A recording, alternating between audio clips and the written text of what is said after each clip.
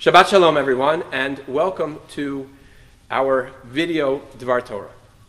I chose to do today's video Devar Torah in front of the windows here, and we're going to pan and see some of the windows that we have. This one is Yom Kippur, Shabbat. If you come back in this direction, you see that we have Pesach and Yom HaAtzmaut.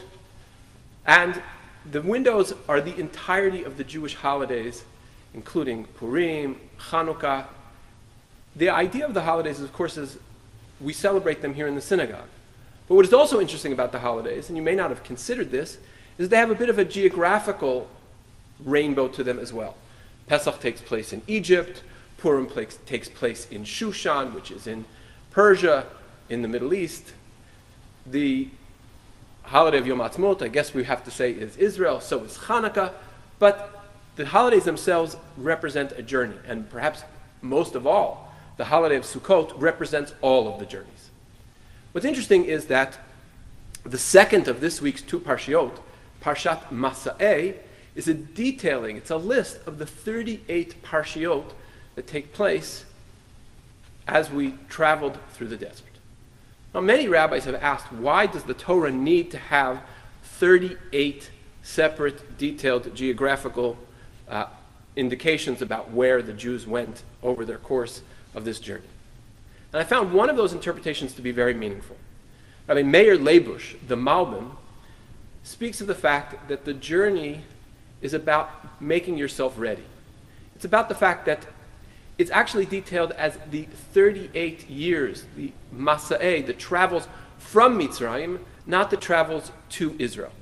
And he means to say that you always have a starting point, and you may have a goal in the end, but ultimately there are many, many steps that are always required in the transformation from taking the person who simply comes out of Egypt to being the person who is ready to go into Israel.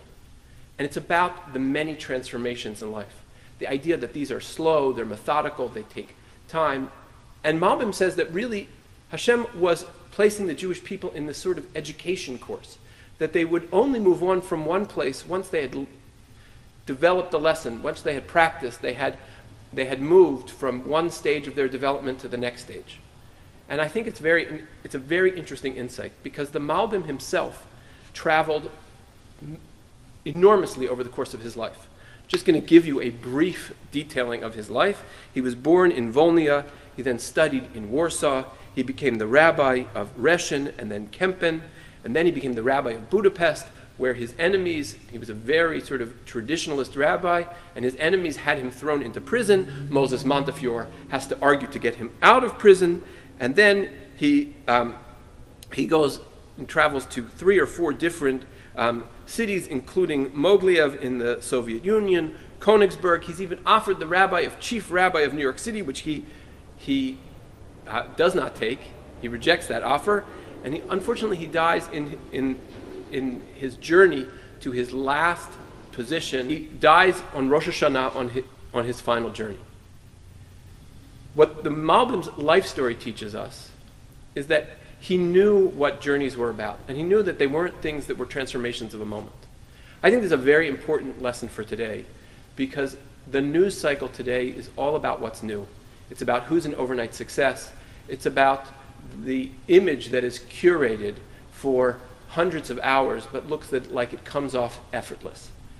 And real transformations in real life, they take time. They take dedication.